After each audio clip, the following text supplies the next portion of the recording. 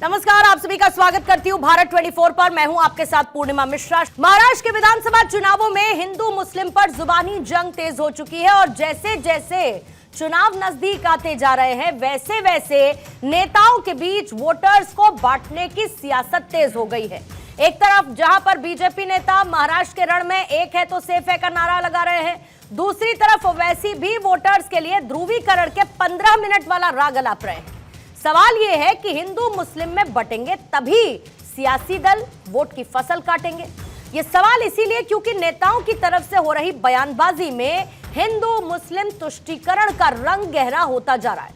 वरना पहले अकबरुद्दीन ओवैसी 15 मिनट वाली अपनी हेट स्पीच की दुहाई देते हैं और फिर उनके भाई असदुद्दीन ओवैसी भी सोलापुर की अपनी रैली में इशारों में 15 मिनट वाले विवादित बयान का जिक्र कर ध्रुवीकरण की सियासत को हवा दे देते हैं। आखिर क्या कारण है कि नेताओं की जुबान में नफरती नारा होता है? क्या यही फॉर्मूला सियासी दलों को वोट दिलाता है? आज करेंगे इसी पर चर्चा, लेकिन उससे पहले बात पलटवार। हम बैठे हुए थे मंच के ऊपर, तो मेरे को आके कोई एक कागज दिए, देखिए आप लोग क्या था बोलता हूं मैं आपको, सुनो, बहुत मजे का है, बहुत मजे का है। मेरे को jail road police station commissionerate Solapur से हमारे सीनियर पुलिस इंस्पेक्टर साहब ने सेक्शन 168 BNSS की नोटिस दिए, मेरे को लव लेटर दिए। हमारे ससुरे की तरफ से आई नोटिस। दामाद से बहुत मोहब्बत करते ना इन, और हम इनके भाईजान हैं, ससुरे भी उन्होंने है, हम उनके भाईजान भी हैं। I love you. अच्छा, यहां इसमें क्या लिखे? इसमें लिखे, अंग्रेजी में बोल रहा हूं, लिटिल इंग्लिश आती है मेरे को। बी की जगह BE आना, आप BRE लिख लिए, खैर मेरे को नहीं। It should be noted that legal की स्पेलिंग भी गलत है, LEGAL, आप LEAGL लिख दिए। I am only correcting you. सुनो, अभी टाइम कितना है? हाँ, 15 मिनट है अभी। वेरी सॉरी,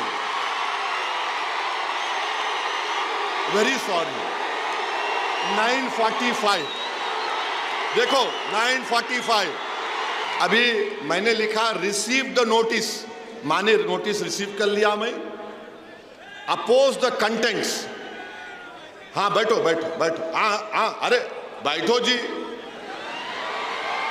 बैठो भाईजान बोल रहे, बैठो। अपोज द कंटेंट्स हैं जो लिखे, हम उसको अपोज करते। Issuing authority has no power to issue notice during the period of model code of conduct. The permission of concern returning officer of Solapur central should have been taken. तो मेरे को ये समझ में नहीं आया कि हजरत पुलिस दामाद को लाइटर वेन में दिल पे न खोलो, कोई भी गुर्दे पे लेके रिटर्निंग ऑफिसर परमिशन दिए नहीं दिए नहीं मालूम, क्योंकि model of code of conduct जब इंप्लीमेंट होता तो returning officer controls the police, returning officer police को कंट्रोल करता। खैर मेरे को लाके दे दिए, I love them also, no problem. Modi को नोटिस नहीं दिए, ओवैसी को दिए। 3 दिन पहले मोदी आए थे, मोदी को देना था ना, देना था नहीं देना था, उनको नहीं दिए, ओवैसी को दिए, क्योंकि मैं सन इन लॉ हूं, क्या हूं नहीं मालूम। In lighter vein, don't take it seriously. अब ये आप बताइए, ये क्या है? जहां मैं चले जाता हूं महाराष्ट्र में, आपसे मोहब्बत का इसका खत लेकर आए हम, आइए। तो मैं भी उनको दिल में देख के बोला, वाह मेरी महबूबा आ रही है। वो एक छोटा बच्चा है। नहीं, मेरे स्टैंडर्ड से बोल रहा हूं, मेरी गलती नहीं है, मैं लंबा हूं तो हमारे अब्बा की गलती है। तो उन्होंने बोल रहे मैं मस्जिद में घुस के मारता हूं। मेरे को समझ में नहीं आया कि ये 168B and SS की नोटिस उसको नहीं दिए, नहीं दिए ना, नहीं दिए, उसको दिए ही नहीं। उन्हें बोले जा रहा, जो बके जा रहा। अब वो डिप्टी सीएम फडणवीस बोले, क्या बोले? ओट जिहाद, धर्म युद्ध। ये धर्म युद्ध है इलेक्शन, ये ओट जिहाद है इलेक्शन। उनको तो नोटिस नहीं देते B&SS की, हमको ही देते। अच्छा, हैरत की बात यह, मैं पुलिस वालों को भी बोल रहा हूं, जब ये B&SS BNS का कानून पार्लियामेंट में पास हो रहा था, तो देखिए 15 मिनट इस बात का जिक्र, पहले अकबरुद्दीन और उसके बाद असदुद्दीन ओवैसी, और उसके साथ ही इस पर आया देवेंद्र फडणवीस का जवाब भी। लेकिन साथ ही सवाल कई है जिन पर करेंगे आज चर्चा। मेहमानों का पैनल हमारे साथ मौजूद है। पहला सवाल यही है कि पब्लिक बजा रही है ताली, इसीलिए ओवैसी क्या गाली दे रहे हैं? ओवैसी धमकाएंगे, भाईजान भड़काने से बाज नहीं आएंगे। 15 मिनट कर रहे भाईजान, किसको डरा रहे हो? महाराष्ट्र में सियासी धर्म युद्ध क्या चुनाव जीतने का मंत्र है? हिंदू मुस्लिम में बटेंगे तभी वोट की फसल काटेंगे ये सियासी दल।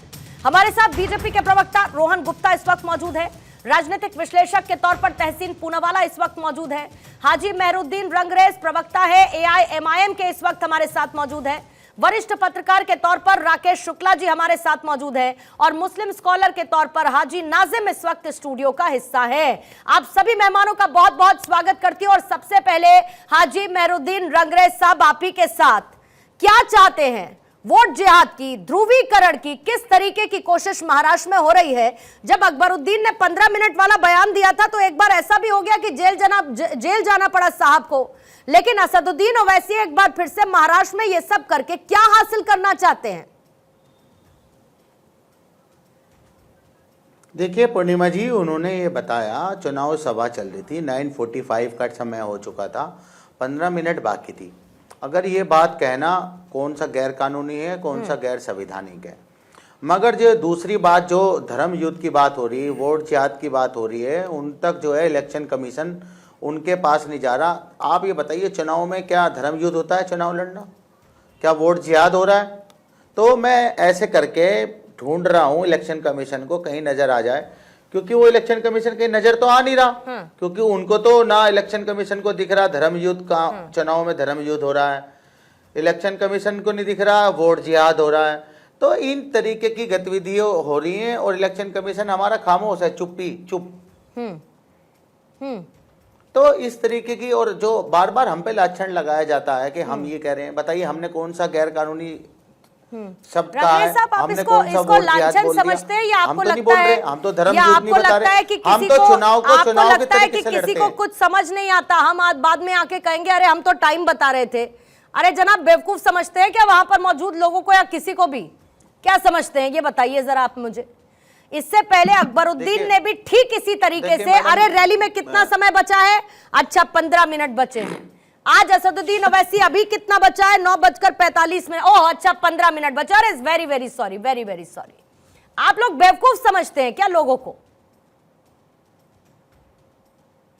नहीं, मूर्ख तो पूरे देश को जो है भाजपा समझती है, जो इस तरीके की बातें करती है। बताइए, कपड़ों से पहचानने की बात कौन करता है? शमशान कब्रिस्तान की बात कौन करता है? सामाजिक ध्रुवीकरण की बात, बटोगे तो कटोगे, अरे ये कौन सी बात है? चुनाव में जो बटोगे तो कटोगे, ये कौन सी नारा है? बताइए, बांटने और काटने की बात हो रही है। इलेक्शन कमीशन नदारत है, प्रशासन बैरिस्टर असदुद्दीन ओवैसी साहब को तो जो है नोटिस देता है कि आप जो है कुछ भी ऐसा मत बोलिएगा जो है बस हमारे हिंदू भाइयों की जो भावना है उनको हाथ ना हो। मगर वही इलेक्शन कमीशन जब वोट जिहाद की बात हो रही है, जब वोट जिहाद हो रहा है, जब लैंड जिहाद हो रहा है, जहाँ धर्म युद्ध की बात हो रही है, वहां पर नोटिस नहीं जा रहा। असदुद्दीन ओवैसी को दिक्कत होने लगी कि भाई हमको क्यों नोटिस थमा दिया। रोहन गुप्ता साहब बताइए, इसमें क्या ये गलत कह रहे हैं कि जब आप लोग करते हैं एक एक रहेंगे तो सेफ रहेंगे, बटेंगे तो कटेंगे जैसी बातें करते, तब तो इलेक्शन कमीशन नहीं आता कि भाई भड़काऊ भाषण मत दीजिए।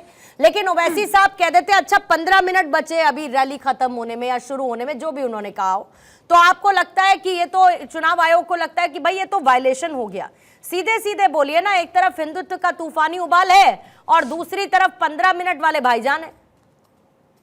पूर्णिमा जी, जब हम जिस मुद्दे की बात कर रहे हैं, जैसे अभी वोट जिहाद की बात हुई, मुझे बताइए वोट जिहाद शब्द सबसे पहले किसने प्रयोग किया था? मारिया आलम, जो सलमान खुर्शीद की भतीजी, उत्तर याद है सर मुझे, इसमें उन्होंने कहा था, समाजवादी पार्टी की लीडर। तब आपने कोई एक्शन की बात नहीं की, तब आपने कोई बात नहीं की, तब आपने इलेक्शन कमीशन की बात नहीं की, तब वो हिंदू मुसलमान नहीं था। मतलब वही शब्द उनके कोई अलाई बात करे तब वो हिंदू मुसलमान नहीं होता है, और वही शब्द जब कोई भाजपा का नेता बात करे तब हिंदू मुसलमान हो जाता है। मुझे बताइए, एक रहेंगे तो सेफ रहेंगे, एक रहेंगे तो नेक रहेंगे में किसके खिलाफ बोला गया? इवन बटेंगे तो कटेंगे, ये मुसलमानों के खिलाफ कैसे, वो तो बताइए। जब कोई किसी को जुड़ने की बात कर रहा है तब वो कैसे किसी के खिलाफ हो गया? अरे भड़काने का काम तो आप कर रहे हैं। जब से वक्त अमेंडमेंट बिल की बात आई है, ये ओवैसी ये कह रहा है अपनी मस्जिद चली जाएगी, अपना दरगाह चली जाएगी। अरे कौन ले रहा है? कोई नहीं ले रहा है, कि उनको मालूम है अपनी वोट की दुकान चलाने के लिए मुसलमानों को भड़काना है। तो भड़काने का काम जब आप कर रहे हैं तब वो गलत नहीं है, और जब कि कोई दूसरी पार्टी इकट्ठा होने की बात कर रही है वो भड़काने के अगेंस्ट में, वो गलत काम हो गया। तो दोहरा मापदंड नहीं चल सकता। आपको ये चीज समझनी पड़ेगी कि अगर तुष्टीकरण होगा तो हिंदुओं को एक करने की बात बिल्कुल होगी, और यहाँ पे पूरे देश को एक करने की बात चल रही है पूर्णिमा जी, क्योंकि तुष्टीकरण मैं देश के खिलाफ मानता हूं। अगर आप देश में एक वर्ग को बांट के उसका तुष्टीकरण करते हैं, उसका इंपैक्ट बाकी जो 80% 90% के उसके ऊपर पड़ेगा ही पड़ेगा। तो देश बांटने का काम आप कर रहे हैं। तो देश को एक रखना है, नेक रखना है, सेफ रखना है, तुष्टीकरण से दूर भागना होगा, और इन पार्टियों को समझना होगा कि देश की जनता अब इनकी हकीकत जान चुकी है। आप अगर तुष्टीकरण करेंगे तो उसका सामना आपको करना पड़ेगा। ठीक है रंगरेज साहब, जल्दी से रखिएगा, फिर तहसीन आपके पास आ रही हूँ, बस फौरन आती हूँ। देखिए मैडम, ये जो इनका नारा था जो बांटने और काटने वाला, उसके ऊपर हमने एक नारा बनाया है, अनेक है तो अखंड है, इंसाफ है तो इंडिया सेफ है, संविधान है तो सम्मान है। ये इनकी काट है। ये चाहते हैं इस देश की जो विविधताएं हैं इस देश की, उसको ये खत्म कर देना चाहते हैं। जो डाइवर्सिटी है उसको खत्म कर देना चाहते हैं। ये नागपुर से जो नारा चला, नागपुर के जो हेड ऑफिस है आरएसएस का, वहां से ही नारा बना, बटोगे तो कटोगे। बताइए हमारा देश कहाँ बटा है? हमारा देश तो सब यूनाइट है, जब तो आज हमारा देश जो है विश्व में सबसे अच्छा और सब चीजों में आगे रहता। ये लोग चाहते हैं किसी तरीके से कि समाज को किसी तरीके से कैसे बांटा जाए, कैसे 80-20 का फासला जो है वो करते रहे। तो ये राजनीति, इनकी नफरत की राजनीति, नफरत का एजेंडा, जिसको ये देश की जनता इन्हें नकार चुकी है। इसी वजह से आज जो है ये बैसाखी की सरकार है। 400 पार का नारा करते थे, 240 आई। अगर 1-2% और कम शेयर हो जाता है 200 से नीचे आते। ठीक है तहसीन, जल्दी से आपके पास आते हैं। रोहन जी फिर लूंगी काउंटर, बस 2 सेकंड दीजिएगा मुझे जरा। तहसीन आपके पास आते हुए, क्योंकि मुझे याद है जब शुरुआत में हमने महाराष्ट्र पर चर्चा करने की शुरुआत की थी, और एक रहेंगे, सेफ रहेंगे, बटेंगे तो कटेंगे, तो आपने कहा था कि असदुद्दीन ओवैसी की अभी एंट्री होना बाकी है। और फिर देखिएगा कि ध्रुवीकरण जो है किस तरीके से होता है। मतलब सेकुलरिज्म के ढांचे पर कैसे हथौड़ा मारना है, कोई जरा सीखे इनसे। मैं आपको पूर्णिमा जी उस दिन भी आपके शो पे कथा लगातार कह रहा हूँ, और आगे आज ओवैसी साहब, ये बीजेपी है अब्बा जान, ये उनके छोटे भाई जान, ये दोनों आके महाराष्ट्र को बांटने की कोशिश कर रहे हैं। लेकिन मैं आपके शो पे एक भविष्यवाणी कर रहा हूँ, बटेगा महाराष्ट्र में कोई नहीं, कटेगा बीजेपी का वोट। और ये जो नन्ना डॉन, हमारे महाराष्ट्र में एक वोट चलता है नन्ना डॉन, तो ये जो ओवैसी की पार्टी नन्ना डॉन है, जिनको नोटा से कम वोट मिलते हैं, इसकी पार्टी का फुल फॉर्म क्या है?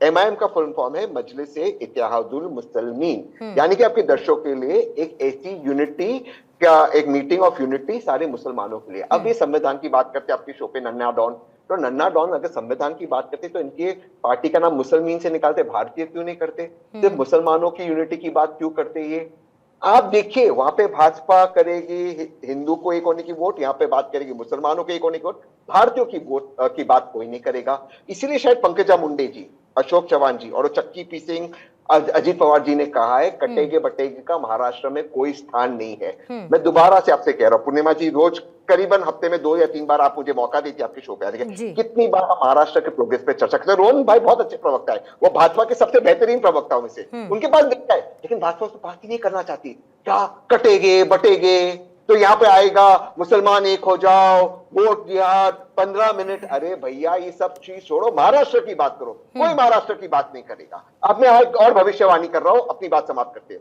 अब तो पाकिस्तान की एंट्री बाकी है, और अगर बीजेपी डेस्परेट हुई दाऊद इब्राहिम को भी ले आएगी, क्योंकि जब जब बीजेपी डरती है पाकिस्तान को आगे करती।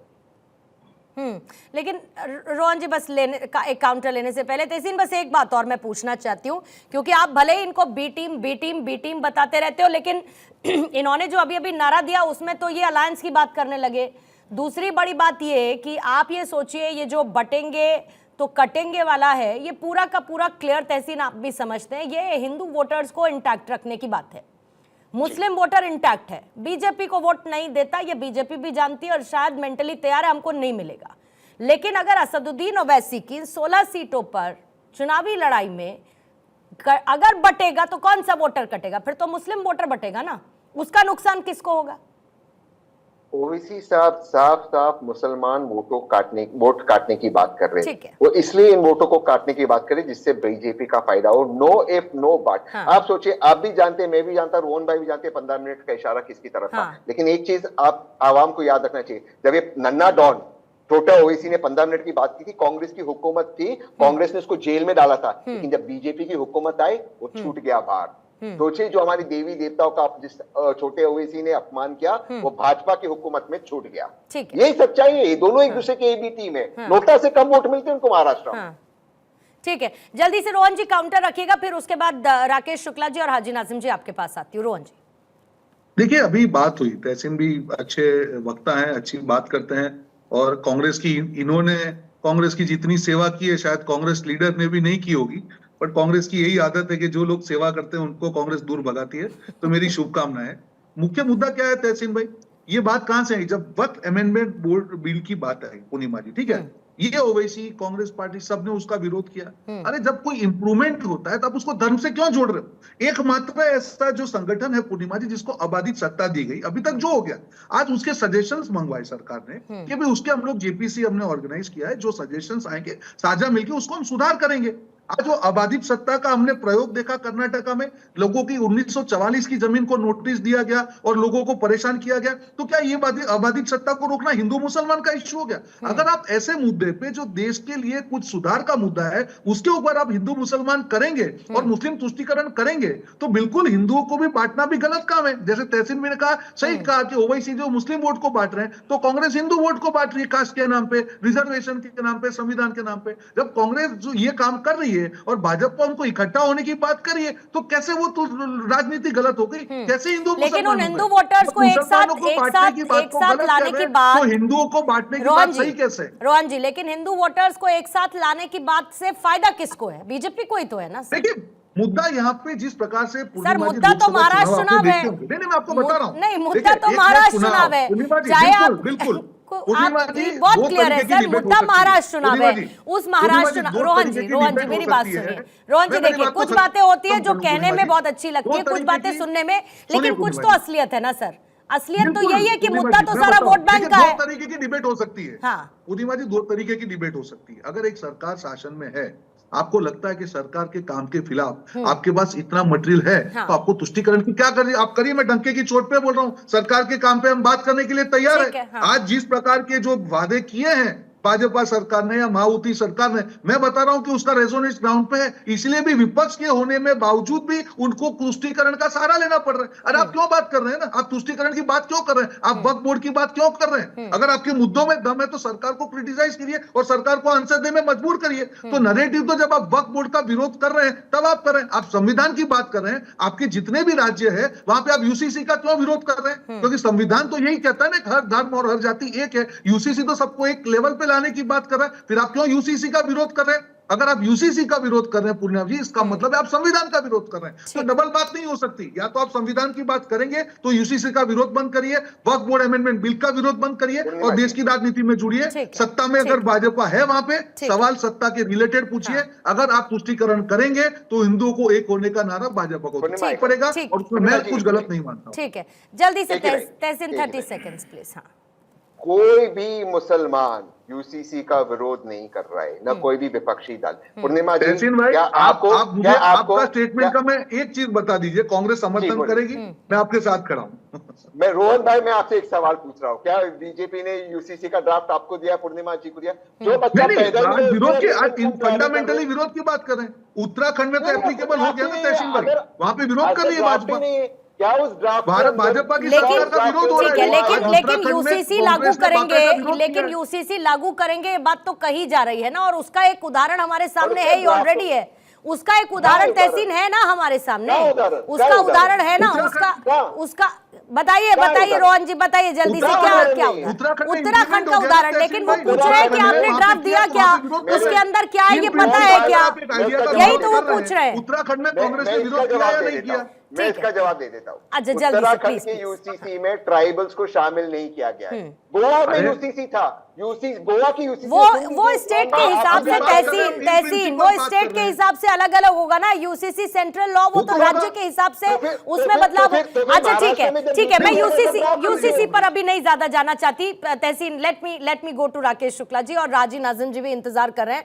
और सबसे इंपॉर्टेंट आज तो रंगरेज साहब है, उनको भी थोड़ा सा ज्यादा मुझे लगता है बोलने का मौका मिलना चाहिए। राकेश शुक्ला जी जल्दी से एक बार आपके पास होते, फिर हाजी नाजिम आपके पास आऊंगी। सर, महाराष्ट्र में तो सीधे सीधे सियासी धर्म युद्ध है, और जो मैंने अभी कहा तहसीन को कि सेकुलरिज्म के ढांचे को किस तरीके से स्वाहा कह के आपने आहुति दे दी है, क्लियर। एक तरफ जहां पर एक रहेंगे सेफ रहेंगे का नारा है, तो दूसरी तरफ 15-15 मिनट की बात होने लगती है। और ये कोई पहली बार नहीं है, असदुद्दीन ओवैसी की पॉलिटिक्स को ये सूट करता है। उनको पता है कि उनको क्या कहना है मुस्लिम वोटर को अपने साथ लाने के लिए, लेकिन इतना करने के बावजूद भी उन पर आरोप ये लगता है कि भाई बी टीम तो ये बीजेपी की ही है।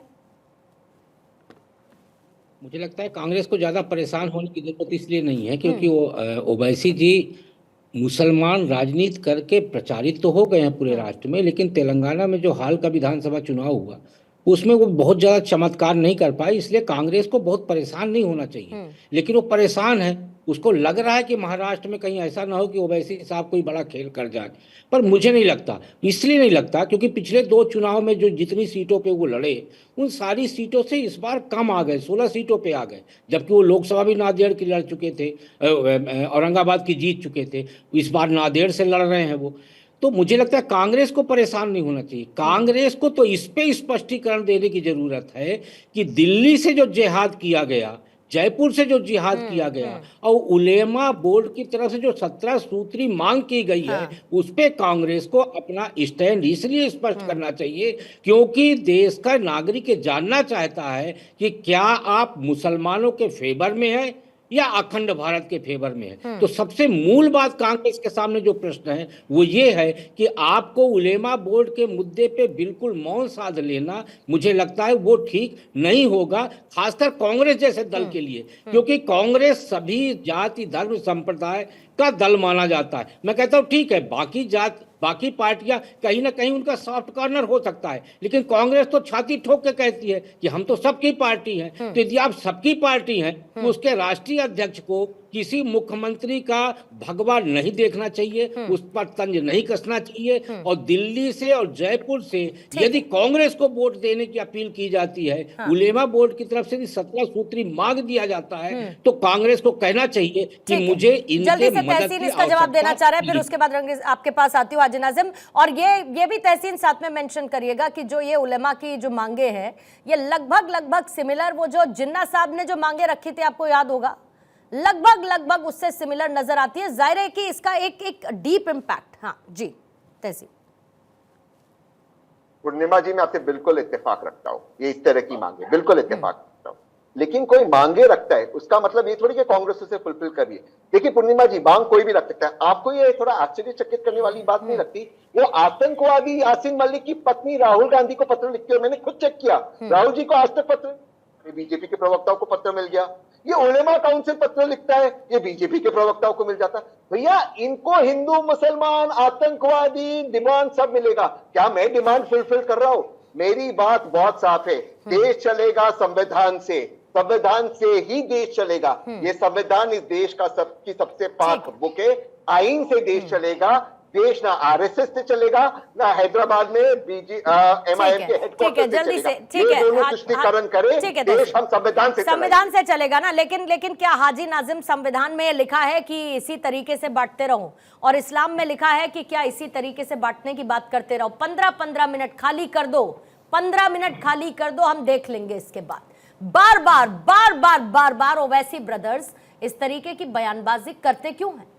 हाँ पूर्णिमा जी, देखिए सबसे पहले मैं ये कहना चाहूँगा कि देश जब सुरक्षित हाथों में है तो उस सुरक्षित हाथों में होने के बाद हमारी हिंदू बहनों को कहा जाता है कि तुम्हारे मंगलसूत्र छीन लिए जाएंगे। देश सुरक्षित हाथों में होने के बाद यह कहा जाता है कि ज्यादा बच्चे वालों को आपकी जमीनें दे दी जाएंगी। देश सुरक्षित होने के बावजूद यह कहा जाता है कि अगर महंत रामगिरी अगर पैगंबर इस्लाम पर अगर अभद्र टिप्पणी कर देता है तो उनके बचाव में वहीं का एक विधायक आके कहता है कि मस्जिद में घुस के चुन चुन कर मारेंगे। जब देश सुरक्षित हाथों में है पूर्णिमा जी, तो वहीं पर 15 सेकंड की बात होती है। देश सुरक्षित हाथों में होने के बाद वहीं पर जब जम्मू कश्मीर में अगर चुनाव होता है तो उसी मुस्लिम समुदाय के लिए ईद मुहर्रम पे 2-2 सिलेंडर फ्री देने की बात होती है। लेकिन मैं ये कहता हूं कि भारत के अंदर मुसलमानों के हालात कैसे हैं कोई नहीं बात करेगा, क्योंकि सच्चर कमेटी की रिपोर्ट में साफ साफ बात है कि भारत में मुसलमानों के हालात दलित से बदतर है। आज भाजपा के पास मौका है, सत्ता के अंदर है, आप आइए सच्चर कमेटी की रिपोर्ट को लागू करके भारत के मुसलमानों के हालात जो दलित से बदतर है अच्छे कर सकते हैं। आर्टिकल 341 को बहाल कर दीजिए ताकि भारत का मुसलमान आगे बढ़े, तरक्की करे, देश में अपना हिस्सा ले। लेकिन ये तो बांटेंगे और कटेंगे वाली बात करते हैं। लेकिन मेरा मजहब इस्लाम कहता है कि हम सब एक हैं, हम ना बांटने की बात करते हैं ना कटने की बात करते हैं। जो इस तरीके की बात करते हैं वो देश के अंदर कहीं ना कहीं हम लोगों को तोड़ने की और हम लोगों के आपस में इत्तेफाक करने की बात करते हैं, और ये कहते हैं कि हाँ देखिए इनके अंदर एक किस तरीके का माहौल बनाना चाहते हैं नफरत का, वो हम बनने नहीं देंगे, क्योंकि ये मुल्क संविधान से चलता है। ये चाहते हैं संविधान को खत्म करने के बाद में बात कहते हैं कि ये सरिया लेकर आ रहे। अरे भाई हम सरिया की बात नहीं करते, हम सिर्फ और सिर्फ भारत के अंदर संविधान की बात करते हैं। और इंशाल्लाह जब तक हम लोग हैं भारत के अंदर संविधान है, और जब हम लोग नहीं रहेंगे तो इस संविधान के खुलेआम धज्जियां उड़ा देंगे। जिस तरीके के आज माहौल बनाया संविधान की तो खैर धज्जियां कोई क्या ही उड़ाएगा। लेकिन आपने जिन बातों का जिक्र किया उसमें शुरुआत में आप बिल्कुल ठीक जा रहे थे, लेकिन मैं ये कहना चाहती थी कि वो आपके लिए नहीं है, वो घुसपैठियों के लिए है, वो रोहिंग्याओं के लिए है, वो है जो अधिकारों पर कब्जा करने वाला, उसके लिए, आपके लिए नहीं है। हाजी नाजिम, आप तो मेरे साथ यहाँ स्टूडियो में बैठे और मुझे लगता है कि जब तक मैं ये काम करती रहूंगी आप मेरे साथ ऐसे ही बैठेंगे, और आप वो सब जिनके पास कागज है वो सब ऐसे ही बैठेंगे।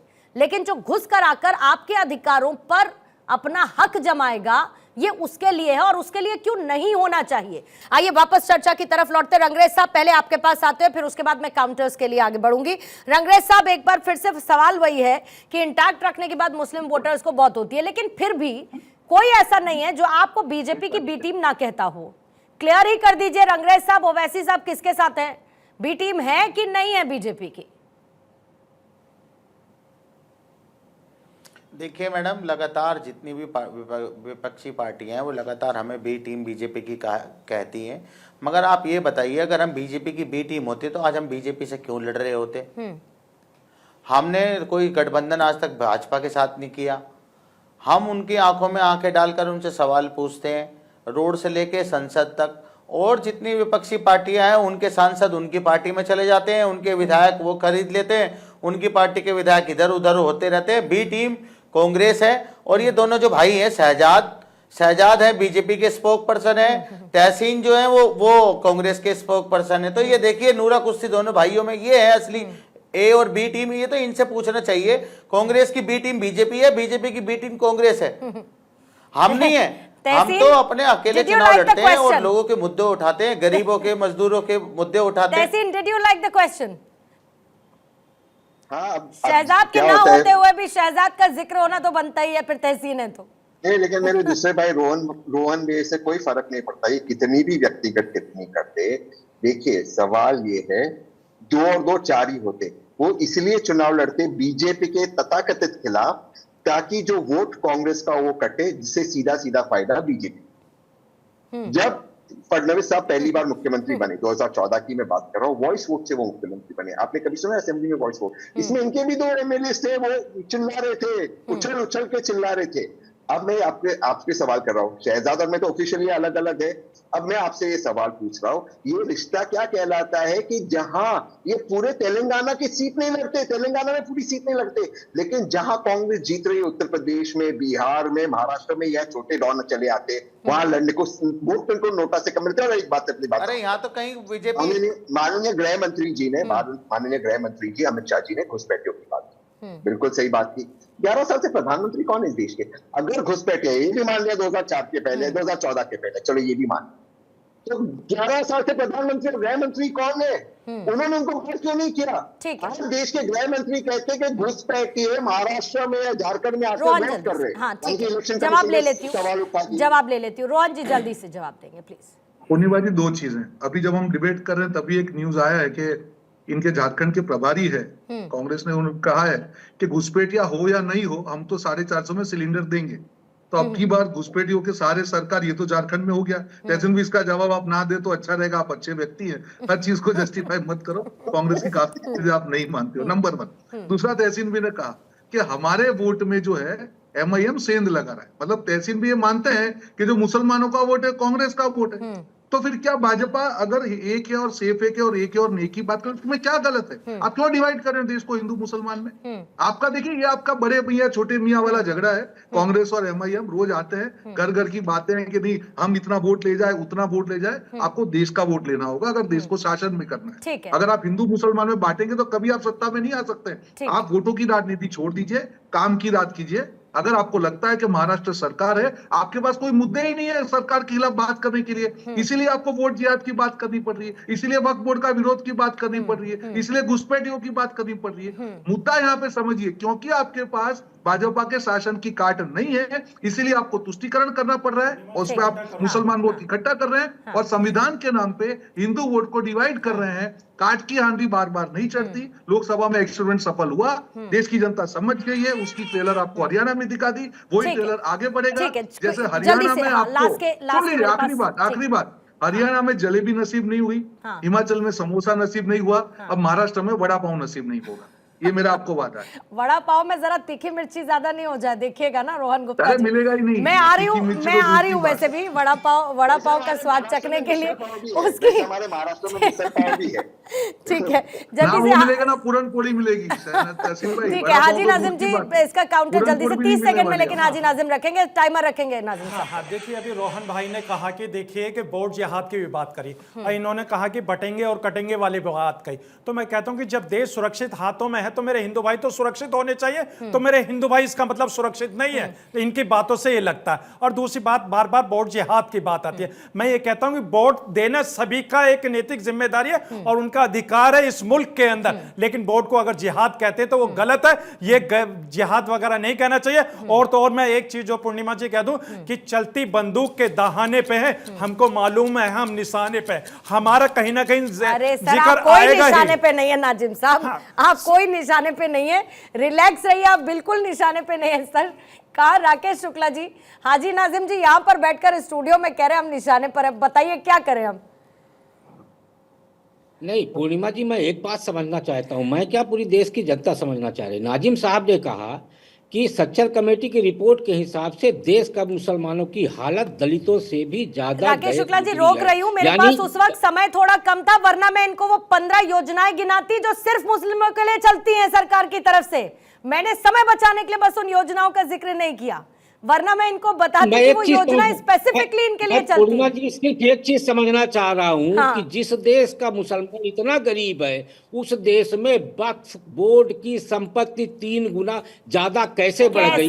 तो इसका मतलब साफ है कि मुसलमानों बोर्ड किसके अधीन आती है? केंद्र सरकार के, राज्य सरकार के अधीन? पैसा जाता है क्या उनको? ये बता दीजिए। पैसा जाता है? सुन लीजिए, वक्फ बोर्ड का बाबा आप अगर करें, पैसा जाता है, जमीन का पैसा जाता है, ठीक है उनकी बात सुन लीजिए ना सर। मलकियत है, ये सुन लीजिए, हमारा सुन अधिकार है। सुन लीजिए, तहत क्यों चलेगा? तहसीन जी को चाहिए कि वो कांग्रेस को समझाएं कि वक्फ बोर्ड के संशोधन के समर्थन में आए और उसको संविधान के दायरे में ले आए। तो इसलिए जो सारा मुलम्मा बनाया जा रहा है उसको समझने का प्रयास करें। तो दो तरह की बातें नहीं हो सकती कि मुसलमान गरीब भी है चाहते और वक्फ बोर्ड तहसीन की आवाज समझाएं, लेकिन मैं ये बढ़ रही समझना है। चाहती हूँ कि तहसीन के समझाने से कांग्रेस समझी क्या?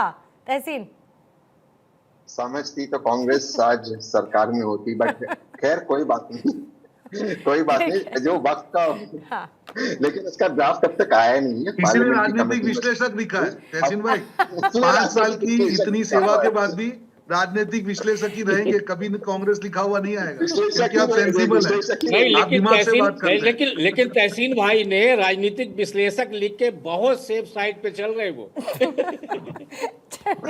ठीक है, तो सेफ रहेंगे। एक रहेंगे तो सेफ रहेंगे, बटेंगे तो कटेंगे। कुल चलो, आपके मुंह से मिलाकर ठीक है।